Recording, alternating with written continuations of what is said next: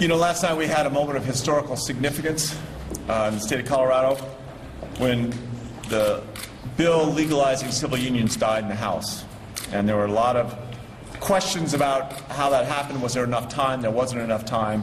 Along with that bill, 30 other bills died. And it appears certainly that several of them will not be able, they can't find a way to get them into other legislation. So we've decided that without question, we intend tomorrow to call for a special session. We're going to try and keep it narrow. But certainly we're going to talk about civil unions. And I think there is, I spent a long time in the restaurant business, and a lot of the people that helped us create that business didn't have the same rights as everybody else.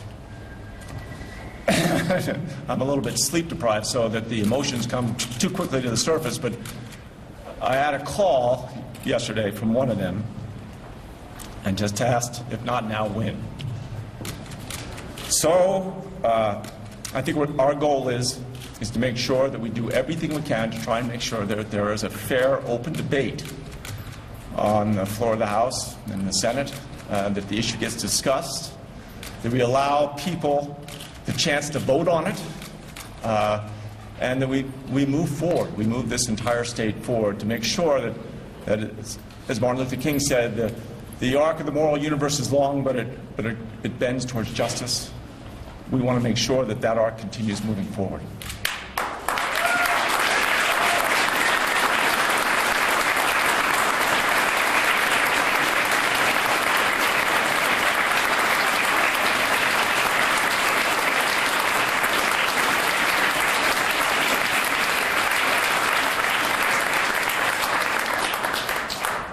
So, I don't think I have to belabor the point, compose myself again.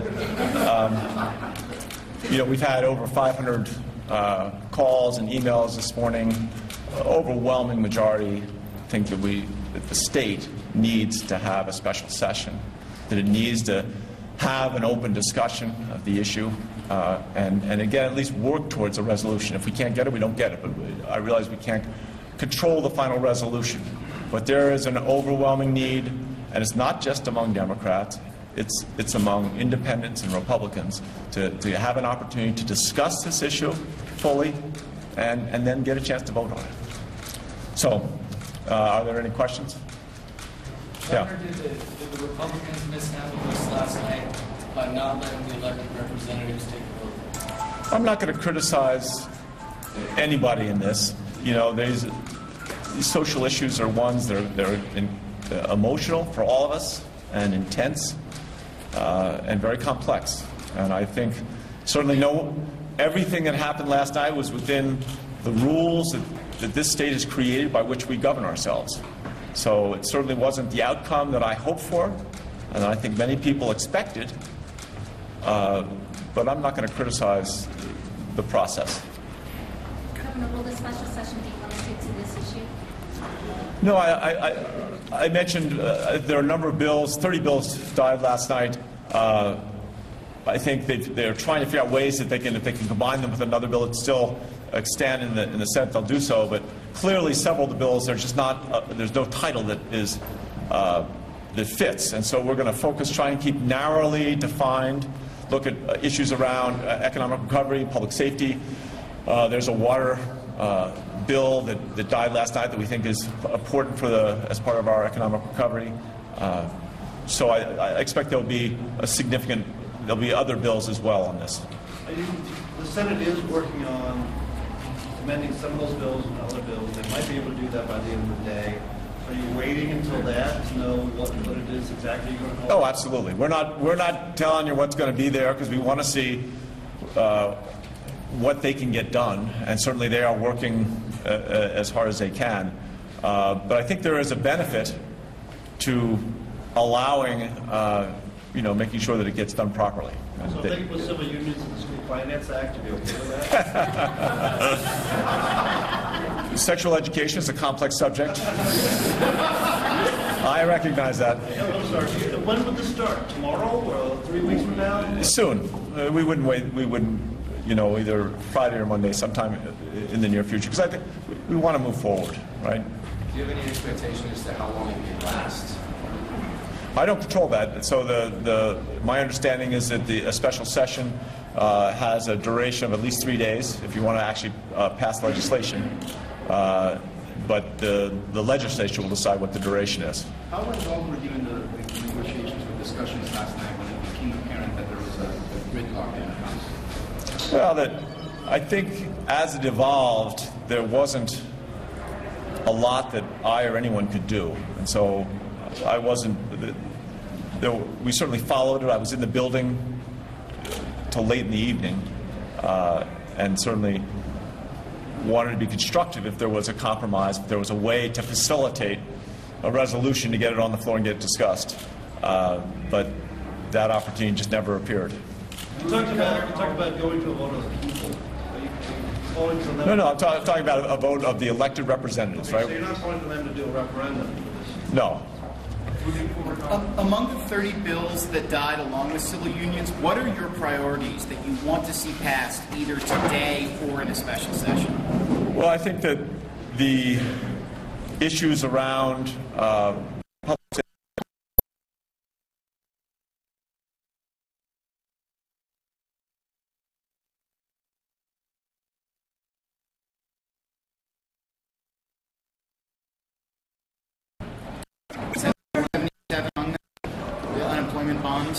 certainly the unemployment insurance bonds, or that aspect of it is, I think, has significance to our business community and did not appear like they could make it fit in with an existing title. But again, we're going to the end.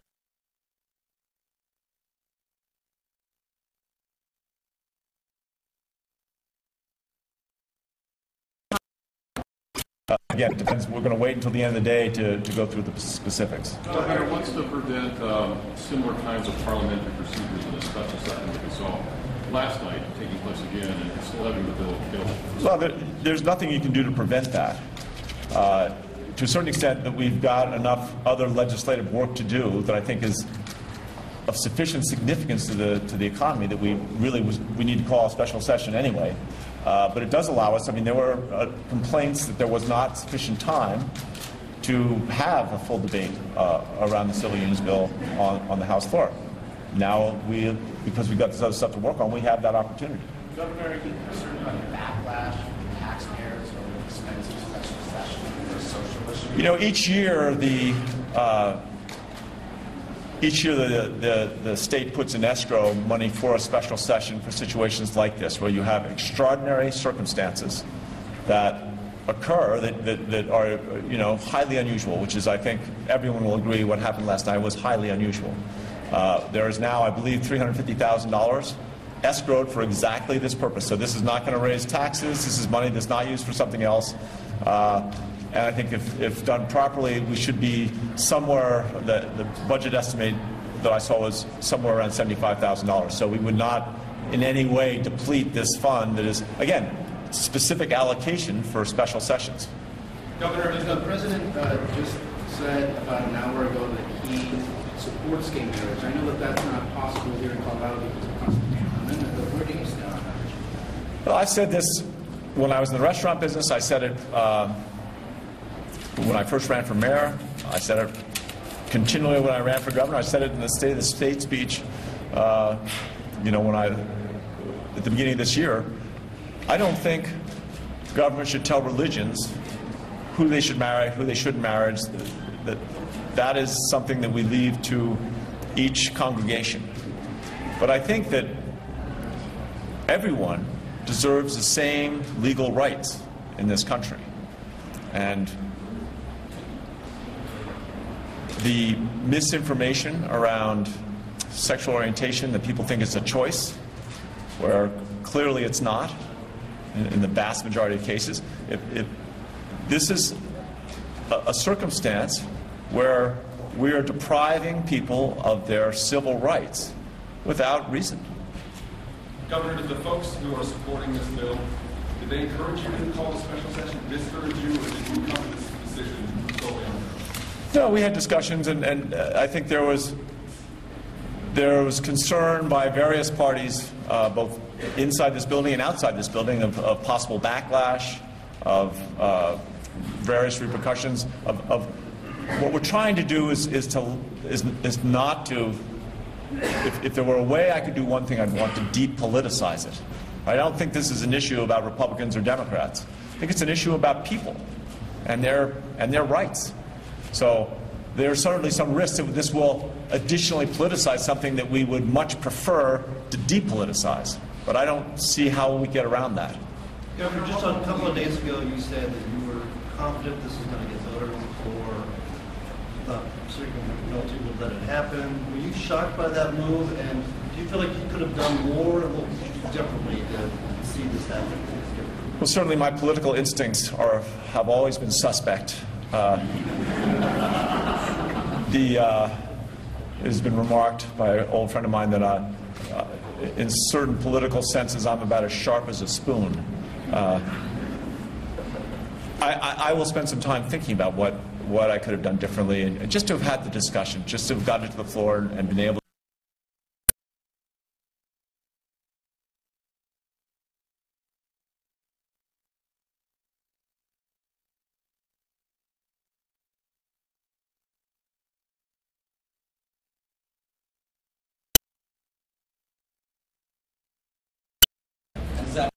Because you seem to be very sympathetic to some of the civil union supporters.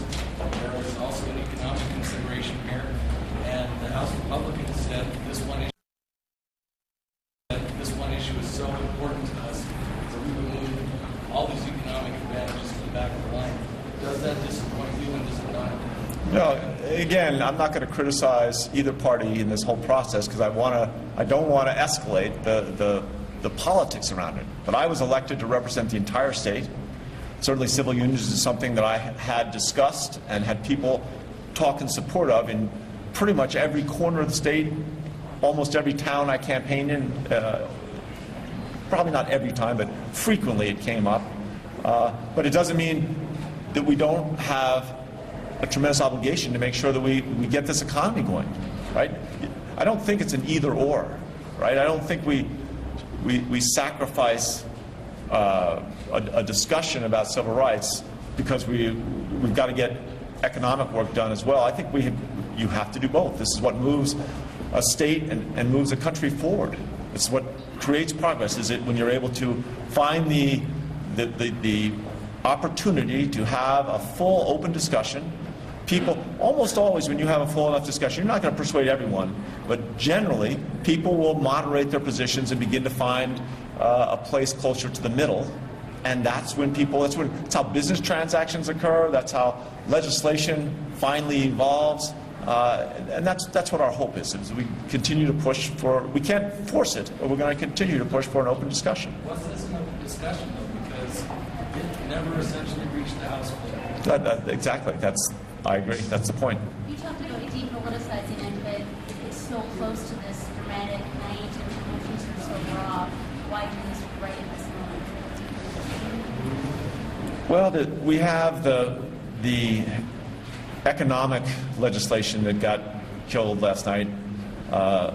Most of those issues we're trying to make sure they get done before July 1st so they can be implemented on July 1st. So you've got a pretty narrow window as it is. And our thought was that we want to be able to get the legislature together, do the people's business, and let them get on with their summer, with the rest of their year.